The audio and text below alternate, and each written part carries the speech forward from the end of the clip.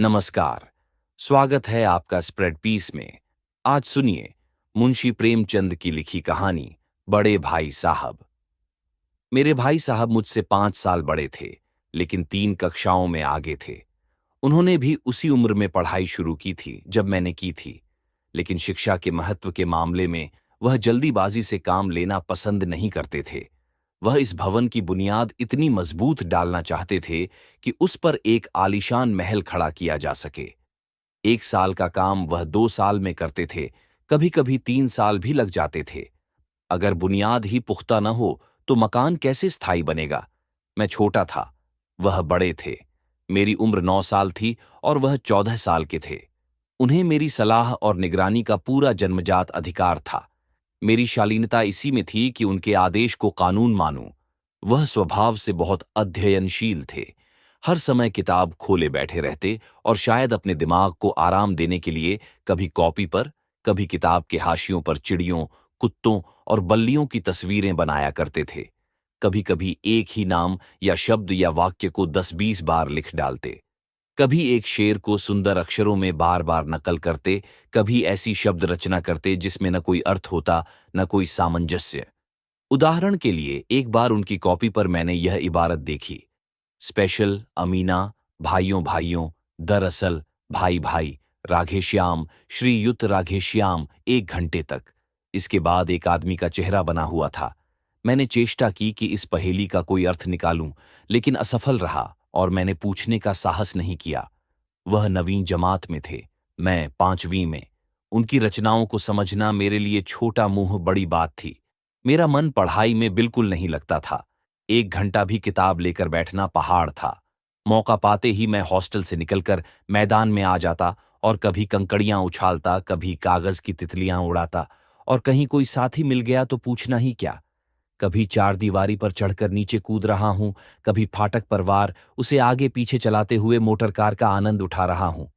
लेकिन कमरे में आते ही भाई साहब का रौद्र रूप देखकर प्राण सूख जाते। उनका पहला सवाल होता, कहाँ थे? हमेशा यही सवाल इसी घृणा में पूछा जाता था, और इसका जवाब मेरे पास केवल मौन था। न जाने मुंह से यह बात क्यों न निकलती कि जरा बाहर खेल रहा था। मेरा मौन कह देता था कि मुझे अपना अपराध स्वीकार है, और भाई साहब के लिए इसके सिवा और कोई इलाज न था कि रोष से भरे शब्दों में मेरा सत्कार करें। इस तरह अंग्रेजी पढ़ोगे तो जिंदगी भर पढ़ते रहोगे और एक अक्षर ना आएगा। अंग्रेजी पढ़ना कोई हंसी खेल नहीं है कि जो चाहे पढ़ ले। नहीं, ऐरा गैरा नत्थु खैरा सभी अंग्रेजी के विद्वान हो जाते।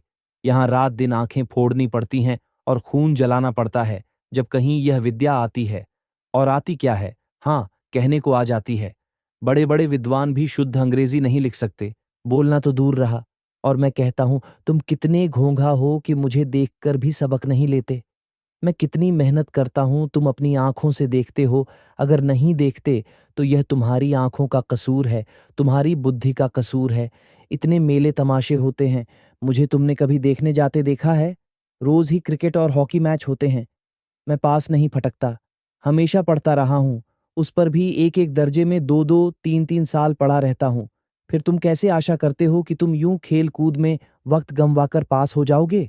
मुझे तो 2 ही 3 साल लगते हैं। तुम उम्र भर इसी दर्जे में पड़े सड़ते रहोगे। अगर तुम्हें इस तरह उम्र गंवानी है तो बेहतर है घर चले जाओ और मजे से गिल्ली डंडा खेलो। दादा की गाढ़ी कमाई के रुपये क्यों बर्बाद करते हो? मैं यह लताड़ सुनकर आंसू बहाने लगता। जवाब ही क्या था? अपराध तो मैंने किया, लताड़ कौन सहन करे? भाई साहब उपदेश की कला में निपुण थे। ऐसी ऐसी लगती बातें कहते, ऐसे ऐसे सूक्ति बाण चलाते कि मेरे जिगर के टुकड़े टुकड़े हो जाते और हिम्मत छूट जाती। इस तरह जान तोड़कर मेहनत करने की शक्ति मैं अपने में न पाता था, और उस निराशा में जरा देर के लिए मैं सोचने लगता, क्यों न घर चला जाऊं? जो काम मेरे बूते के बाहर है, उसमें हाथ डालकर क्यों अपनी जिंदगी खराब करूं? मुझे अपना मूर्ख रहना मंजूर था, लेकिन उतनी मेहनत से मुझे तो चक्कर आ जाता था। लेकिन घंटे 2 घंटे बाद निराशा के बादल फट जाते और मैं इरादा करता कि आगे से खूब जी लगाकर पढ़ूंगा। चटपट एक टाइम टेबल बना डालता। बिना पहले से नक्शा बनाए, बिना कोई स्कीम तैयार किए काम कैसे शुरू करूं? टाइम टेबल में खेलकूद की मद बिल्कुल उड़ जाती। प्रातःकाल उठना, 6 बजे मुंह हाथ धोकर नाश्ता कर पढ़ने बैठ जाना। 6 से 8 तक अंग्रेजी, 8 से 9 तक हिसाब, 9 से 9:30 तक इतिहास, फिर भोजन और स्कूल। 3:30 बजे स्कूल से वापस होकर आधा घंटा आराम, 4 से 5 तक भूगोल, 5 से 6 तक ग्रामर, आधा घंटा हॉस्टल के सामने टहलना, 6:30 से 7 तक अंग्रेजी कंपोजिशन, फिर भोजन करके 8 से 9 तक अनुवाद, 9 से 10 तक हिंदी, 10 से 11 तक विविध विषय, फिर विश्राम। लेकिन टाइम टेबल बना लेना एक बात है, उस पर अमल करना दूसरी बात। पहले ही दिन से उसकी अवहेलना शुरू हो जाती।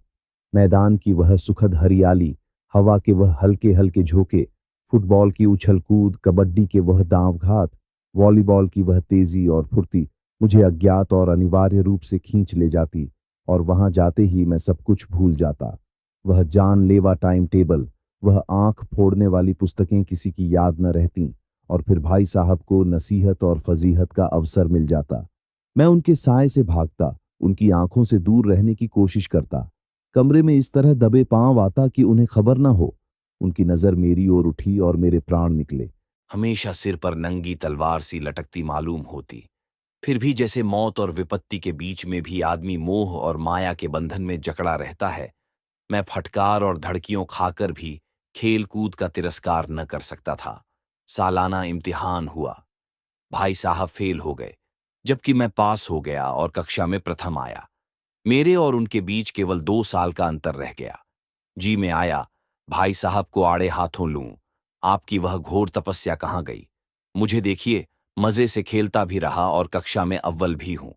लेकिन वह इतने दुखी और उदास थे कि मुझे उनसे दिली हमदर्दी हुई, और उनके घाव पर नमक छिड़कने का विचार ही लज्जास्पद जान पड़ा। हाँ, अब मुझे अपने ऊपर कुछ अभिमान हुआ और आत्माभिमान भी बढ़ा। भाई साहब का वह भय मुझ पर न रहा। आजादी से खेलकूद में शरीक होने लगा। दिल मजबूत था। अगर उन्होंने फिर मेरी फजीहत की तो साफ कह दूंगा, आपने अपना खून जलाकर कौन सा तीर मार लिया। मैं तो खेलते कूदते कक्षा में अव्वल आ गया। जवाब से यह हेकड़ी जताने का साहस न होने पर भी मेरे रंग ढंग से साफ जाहिर होता था कि भाई साहब का वह आतंक अब मुझ पर नहीं है। भाई साहब ने इसे भांप लिया। उनकी सहज बुद्धि बड़ी तीव्र थी, और एक दिन जब मैं भोर का सारा समय गिल्ली डंडे की भेंट करके ठीक भोजन के समय लौटा, तो भाई साहब ने मानो तलवार खींच ली और मुझ पर टूट पड़े। देखता हूं, इस साल पास हो गए और कक्षा में अव्वल आ गए, तो तुम्हें दिमाग हो गया है। मगर भाईजान, घमंड तो बड़े बड़े का नहीं रहा। तुम्हारी क्या हस्ती है? इतिहास में रावण का हाल तो पढ़ा ही होगा। उसके चरित्र से तुमने कौन सा उपदेश लिया, या यूं ही पढ़ गए? महज इम्तिहान पास कर लेना कोई चीज नहीं। असल चीज है बुद्धि का विकास। जो कुछ पढ़ो उसका अभिप्राय समझो। रावण भूमंडल का स्वामी था। ऐसे राजाओं को चक्रवर्ती कहते हैं। आजकल अंग्रेजों के राज्य का विस्तार बहुत बढ़ा हुआ है, पर इन्हें चक्रवर्ती नहीं कह सकते। संसार में अनेक राष्ट्र अंग्रेजों का आधिपत्य स्वीकार नहीं करते, बिल्कुल स्वतंत्र हैं। रावण चक्रवर्ती राजा था। संसार के सभी महीप उसे कर देते थे। बड़े बड़े देवता उसकी गुलामी करते थे। आग और पानी के देवता भी उसके दास थे। मगर उसका अंत क्या हुआ? घमंड ने उसका नाम निशान तक मिटा दिया। कोई उसे एक चिल्ली पानी देने वाला भी न बचा। आदमी जो कुकर्म चाहे करे, पर अभिमान न करे, इठलाए नहीं।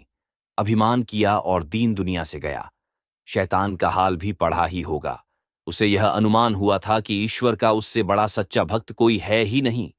अंत में यह हुआ कि स्वर्ग से नरक में ढकेल दिया गया। शाहरूम ने भी एक बार अहंकार किया था। भीख मांग मांग कर मर गया। तुमने तो अभी केवल एक दर्जा पास किया है और अभी से तुम्हारा सिर फिर गया। तब तो तुम आगे बढ़ चुके। ये समझ लो कि तुम अपनी मेहनत से नहीं पास हुए। अंधे के हाथ बटेर लग गई। मगर बटेर केवल एक बार हाथ लग सकती है, बार बार नहीं। कभी कभी गिल्ली डंडे में भी अंधा चोट निशाना लगा जाता है। उससे कोई सफल खिलाड़ी नहीं हो जाता। सफल खिलाड़ी वह है जिसका कोई निशान खाली न जाए। मेरे फेल होने पर मत जाओ। मेरे कक्षा में आओगे तो दांतों में पसीना आएगा। जब अलजेब्रा और ज्यामिति के लोहे के चने चबाने पड़ेंगे और इंग्लैंड का इतिहास पढ़ना पड़ेगा। बादशाहों के नाम याद रखना आसान नहीं। 8-8 हेनरी को गुजरे हैं। कौन सा कांड किस हेनरी के समय हुआ, क्या यह याद कर लेना आसान समझते हो? हेनरी 7वें की जगह हेनरी 8वां लिखा और सब नंबर गायब। सफाचट। सिर्फ भी नहीं मिला, सिफर भी। हो किस ख्याल में। दर्जनों जेम्स हुए हैं, दर्जनों विलियम कोडियो चार्ल्स। दिमाग चक्कर खाने लगता है, आंधी रोग हो जाता है। इन अभागों को नाम भी नहीं जुड़ते थे। एक ही नाम के पीछे द्वितीय, तृतीय, चतुर्थ, पंचम लगाते चले गए। मुझसे पूछते तो 10 लाख नाम बता देता, और ज्यामिति तो बस खुदा की पनाह। अबज की जगह अजब लिख दिया और सारे नंबर कट गए। कोई इन निर्दयी मुमतहिनों से नहीं पूछता कि आखिर अबज और अजब में क्या फर्क है, और व्यर्थ की बात के लिए क्यों छात्रों का खून करते हो। दाल भात रोटी खाई या भात दाल रोटी खाई, इसमें क्या रखा है। मगर इन परीक्षकों को क्या परवाह। वे तो वही देखते हैं जो पुस्तक में लिखा है। चाहते हैं कि लड़के अक्षर अक्षर रट डालें, और इसी रटंत का नाम शिक्षा रख छोड़ा है। और आखिर इन बेसिर पैर की बातों के पढ़ने से क्या फायदा। इस रेखा पर वह लंब गिरा दो तो आधार लंब से दुगना होगा। पूछिए इससे प्रयोजन। दुगना नहीं, चौगुना हो जाए या आधा ही रहे, मेरी बला से। लेकिन परीक्षा में पास होना है तो यह सब खुराफात याद करनी पड़ेगी।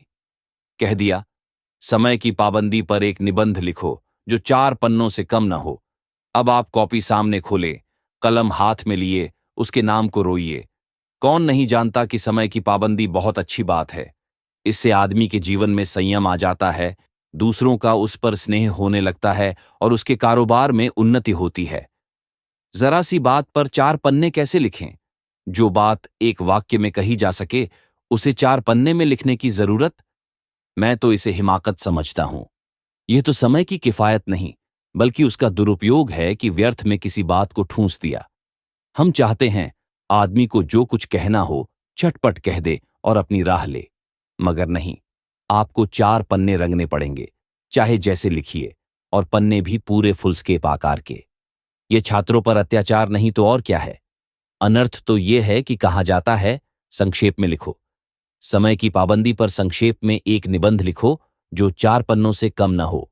ठीक, संक्षेप में 4 पन्ने हुए, नहीं शायद 100-200 पन्ने लिखवाते। तेज भी दौड़िए और धीरे धीरे भी। है उलटी बात या नहीं। बालक भी इतनी सी बात समझ सकता है, लेकिन इन अध्यापकों को इतनी तमीज भी नहीं। उस पर दावा है कि हम अध्यापक हैं। मेरे कक्षा में आओगे लाला तो ये सारे पापड़ बेलने पड़ेंगे, और तब आटे दाल का भाव मालूम होगा। इस कक्षा में अव्वल आ गए हों तो जमीन पर पांव नहीं रखते। इसलिए मेरा कहना मानिए। लाख फेल हो गया हूं, लेकिन तुमसे बड़ा हूं। संसार में मुझे तुमसे ज्यादा अनुभव है। जो कुछ कहता हूं उसे गांठ बांधिए, नहीं पछताएंगे। स्कूल का समय निकट था, नहीं ईश्वर जाने यह उपदेश माला कब समाप्त होती। भोजन आज मुझे निस्वाद सा लग रहा था। जब पास होने पर यह तिरस्कार हो रहा है तो फेल हो जाने पर तो शायद प्राण ही ले लिए जाए। भाई साहब ने अपने कक्षा की पढ़ाई का जो भयंकर चित्र खींचा था उसने मुझे भयभीत कर दिया। कैसे स्कूल छोड़कर घर नहीं भागा, यही ताज्जुब है। लेकिन इतने तिरस्कार पर भी पुस्तकों में मेरी अरुचि जैसे तैसे बनी रही। खेल कूद का कोई अवसर हाथ से न जाने देता। पढ़ता भी था मगर बहुत कम। बस इतना कि रोज का टास्क पूरा हो जाए और कक्षा में जलील न होना पड़े। अपने ऊपर जो विश्वास पैदा हुआ था वह फिर लुप्त हो गया और फिर चोरों का सा जीवन कटने लगा। सालाना इम्तिहान हुआ और कुछ ऐसा संयोग हुआ कि मैं फिर पास हुआ और भाई साहब फिर फेल हो गए। मैंने बहुत मेहनत नहीं की, पर न जाने कैसे दर्जे में अव्वल आ गया। मुझे खुद अचरज हुआ। भाई साहब ने प्राणांत तक परिश्रम किया था। कोर्स का एक एक शब्द चाट गए थे। रात के 10 बजे तक पढ़ते, सुबह 4 बजे से उठते और स्कूल जाने से पहले 6 से 9:30 तक पढ़ाई करते थे। उनकी मुद्रा कांतिहीन हो गई थी, मगर बेचारे फेल हो गए। मुझे उन पर दया आती थी। जब नतीजा सुनाया गया तो वह रो पड़े और मैं भी रोने लगा। अपने पास होने की खुशी आधी हो गई। अगर मैं भी फेल हो गया होता तो भाई साहब को इतना दुख नहीं होता, लेकिन विधि की बात कौन टाले। मेरे और भाई साहब के बीच अब केवल एक दर्जे का अंतर रह गया। मेरे मन में एक कुटिल भावना उदय हुई कि कहीं भाई साहब 1 साल और फेल हो जाए तो मैं उनके बराबर हो जाऊं। फिर वह किस आधार पर मेरी फजीहत कर सकेंगे। लेकिन मैंने इस कमीने विचार को दिल से बलपूर्वक निकाल डाला। आखिर वह मुझे मेरे हित के विचार से ही तो डांटते हैं। मुझे उस वक्त अप्रिय लगता है, लेकिन शायद यह उनके उपदेशों का ही असर है कि मैं दनादन पास होता जाता हूं और इतने अच्छे नंबरों से। अब की बार भाई साहब बहुत कुछ नर्म पड़ गए थे। कई बार मुझे डांटने का अवसर पाकर भी उन्होंने धीरज से काम लिया। शायद अब वह खुद समझने लगे थे कि मुझे डांटने का अधिकार उन्हें नहीं रहा, या रहा तो बहुत कम। मेरी स्वच्छंदता भी बढ़ गई। मैं उनकी सहिष्णुता का अनुचित लाभ उठाने लगा। मुझे ऐसा लगा कि मैं तो पास ही हो जाऊंगा, पढ़ूं या न पढ़ूं, मेरी तकदीर बलवान है। इसलिए भाई साहब के डर से जो थोड़ा बहुत बढ़ गया करता था, वह भी बंद हुआ। मुझे कनकौए उड़ाने का नया शौक पैदा हो गया था और अब सारा समय पतंगबाजी में ही बीतने लगा। फिर भी मैं भाई साहब का आदर करता था और उनकी नजर बचाकर कनकौए उड़ाता था। मांझा देना, कन्ने बांधना, पतंग टूर्नामेंट की तैयारियां आदि समस्याएं अब गुप्त रूप से हल की जाती थीं। मैं भाई साहब को यह संदेह न करने देना चाहता था कि उनका सम्मान और लिहाज मेरी नजरों से कम हो गया है। एक दिन संध्या समय हॉस्टल से दूर मैं एक कनकौआ लूटने बेतहाशा दौड़ा जा रहा था। आंखें आसमान की ओर थीं और मन उस आकाशगामी पथिक की ओर जो मंद गति से झूमता पतंग की ओर चला जा रहा था। मानो कोई आत्मा स्वर्ग से निकलकर विरक्त मन से नए संस्कार ग्रहण करने जा रही हो। बालकों की एक पूरी सेना लगी और झड़दार बांस लिए उनका स्वागत करने को दौड़ी आ रही थी। किसी को अपने आगे पीछे की खबर नहीं थी। सभी मानो उस पतंग के साथ ही आकाश में उड़ रहे थे जहां सब कुछ समतल है। न मोटर कारें हैं, न ट्राम, न गाड़ियां। सहसा भाई साहब से मेरी मुठभेड़ हो गई, जो शायद बाजार से लौट रहे थे। उन्होंने मेरा हाथ पकड़ लिया और उग्र भाव से बोले, इन बाजारी लौंडों के साथ ढेले के कनकोए के लिए दौड़ते तुम्हें शर्म नहीं आती? तुम्हें इसका भी कुछ लिहाज नहीं कि अब नीची जमात में नहीं हो, बल्कि 8वीं जमात में आ गए हो और मुझसे केवल एक दर्जा नीचे हो। आखिर आदमी को कुछ तो अपनी पोजीशन का ख्याल करना चाहिए। एक जमाना था कि लोग 8वां दर्जा पास करके नायब तहसीलदार हो जाते थे। मैं कितने ही मिडलचियों को जानता हूं जो आज अव्वल दर्जे के डिप्टी मजिस्ट्रेट या सुपरिटेंडेंट हैं। कितने ही 8वीं जमात वाले हमारे लीडर और समाचार पत्रों के संपादक हैं। बड़े बड़े विद्वान उनकी मातहती में काम करते हैं और तुम उसी 8वें दर्जे में आकर बाजारी लौंडों के साथ कनकोए के लिए दौड़ रहे हो। मुझे तुम्हारी इस कमाकली पर दुख होता है। तुम ज़हीन हो, इसमें शक नहीं, लेकिन वह ज़हन किस काम का जो हमारे आत्मगौरव की हत्या कर डाले। तुम अपने दिन में समझते होगे, मैं भाई साहब से महज एक दर्जा नीचे हूं और अब उन्हें मुझको कुछ कहने का हक नहीं है। लेकिन यह तुम्हारी गलती है। मैं तुमसे 5 साल बड़ा हूं और चाहे आज तुम मेरी ही जमात में आ जाओ और परीक्षकों का यही हाल है, तो निस्संदेह अगले साल तुम मेरे समकक्ष हो जाओगे और शायद 1 साल बाद तुम मुझसे आगे निकल जाओ। लेकिन मुझमें और तुम्हारे बीच जो 5 साल का अंतर है, उसे तुम क्या खुदा भी नहीं मिटा सकता। मैं तुमसे 5 साल बड़ा हूं और हमेशा रहूंगा। मुझे दुनिया का और जिंदगी का जो तजर्बा है, तुम उसकी बराबरी नहीं कर सकते, चाहे तुम एम, एडी फील और डी लिटर ही क्यों ना हो जाओ। समझ किताबें पढ़ने से नहीं आती हैं। हमारी अम्मा ने कोई दर्जा पास नहीं किया और दादा भी शायद 5वीं जमात के आगे नहीं गए, लेकिन हम दोनों चाहे सारी दुनिया की विद्या पढ़ लें, अम्मा और दादा को हमें समझाने और सुधारने का अधिकार हमेशा रहेगा। केवल इसलिए नहीं कि वे हमारे जन्मदाता हैं, बल्कि इसलिए कि उन्हें दुनिया का हमसे ज्यादा तजर्बा है और रहेगा। अमेरिका में किस तरह की राज्य व्यवस्था है और 8वें हेनरी ने कितने विवाह किए और आकाश में कितने नक्षत्र हैं, ये बातें चाहे उन्हें न मालूम हों, लेकिन हजारों ऐसी बातें हैं जिनका ज्ञान उन्हें हमसे और तुमसे ज्यादा है। दैव न करें, आज मैं बीमार हो जाऊं तो तुम्हारे हाथ पांव फूल जाएंगे। दादा को तार देने के सिवा तुम्हें और कुछ न सूझेगा, लेकिन तुम्हारी जगह पर दादा हों तो किसी को तार न दें, न घबराएं, न बदहवास हों। पहले खुद मर्ज पहचान कर इलाज करेंगे, उसमें सफल न हुए तो किसी डॉक्टर को बुलाएंगे। बीमारी तो खैर बड़ी चीज है। हम तुम तो इतना भी नहीं जानते कि महीने भर का खर्च कैसे चले। जो कुछ दादा भेजते हैं उसे हम 20-22 तक खर्च कर डालते हैं और पैसे पैसे के मोहताज हो जाते हैं। नाश्ता बंद हो जाता है, धोबी और नाई से मुंह चुराने लगते हैं। लेकिन जितना आज हम और तुम खर्च कर रहे हैं, उसके आधे में दादा ने अपनी उम्र का बड़ा भाग इज्जत और नेकनामी के साथ निभाया है और एक परिवार का पालन किया है जिसमें सब मिलाकर 9 आदमी थे। अपने हेडमास्टर साहब को ही देखो, एम ए हैं कि नहीं, और यहाँ के एम ए नहीं, ऑक्सफोर्ड के 1000 रुपये पाते हैं, लेकिन उनके घर का इंतजाम कौन करता है? उनकी बूढ़ी माँ। हेडमास्टर साहब की डिग्री यहाँ बेकार हो गई। पहले खुद घर का इंतजाम करते थे, खर्च पूरा न पड़ता था, कर्जदार रहते थे। जब से उनकी माताजी ने प्रबंध अपने हाथ में ले लिया है, जैसे घर में लक्ष्मी आ गई है। तो भाईजान, ये जरूर दिल से निकाल डालो कि तुम मेरे समीप आ गए हो और अब स्वतंत्र हो। मेरे देखते तुम बेरहमी से नहीं चल पाओगे। अगर तुम यूं नहीं मानोगे तो मैं थप्पड़ दिखाकर इसका प्रयोग भी कर सकता हूं। मैं जानता हूं तुम्हें मेरी बातें जहर लग रही हैं। मैं उनकी इस नई युक्ति से नतमस्तक हो गया। मुझे आज सचमुच अपनी लघुता का अनुभव हुआ और भाई साहब के प्रति मेरे मन में श्रद्धा उत्पन्न हुई।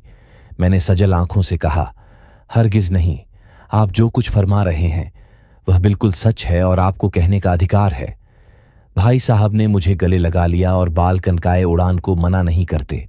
मेरा जी भी ललचाता है, लेकिन क्या करूं? खुद बेराह चलूं तो तुम्हारी रक्षा कैसे करूं?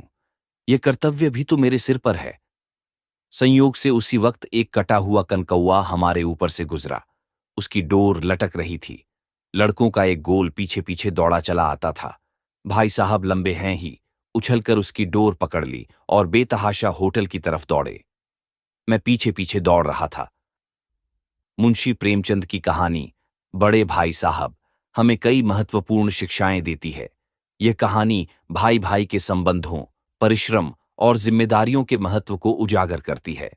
बड़े भाई साहब की मेहनत और समर्पण हमें यह सिखाते हैं कि सफलता केवल कड़ी मेहनत से प्राप्त होती है, न कि मात्र भाग्य से। कहानी में छोटे भाई का असामान्य सफलता प्राप्त करना, जबकि बड़े भाई को असफलता का सामना करना पड़ता है, यह दर्शाता है कि जीवन में कई बार अनपेक्षित परिणाम सामने आ सकते हैं। छोटे भाई की मनोवैज्ञानिक जद्दोजहद और उसकी कुटिल भावनाएं यह दिखाती हैं कि प्रतिस्पर्धा और ईर्ष्या नकारात्मक परिणाम ला सकती है। बड़े भाई साहब का ज्ञान और अनुभव हमें यह सिखाता है कि उम्र और अनुभव का महत्व हमेशा बना रहता है, भले ही शिक्षा का स्तर क्या हो। वे छोटे भाई को अपने मार्गदर्शन से न केवल सलाह देते हैं, बल्कि उसे आत्मसम्मान और जिम्मेदारी का भी एहसास कराते हैं। कहानी हमें यह भी सिखाती है कि परिवार के सदस्यों के बीच आदर और प्रेम बनाए रखना आवश्यक है, क्योंकि यह ही संबंधों को मजबूत बनाता है। अंततः प्रेमचंद की यह कहानी हमें मेहनत, जिम्मेदारी और परिवार के प्रति समर्पण का मूल्य सिखाती है, जो जीवन में सफल होने के लिए आवश्यक हैं। आप सुन रहे थे मुंशी प्रेमचंद की लिखी कहानी बड़े भाई साहब।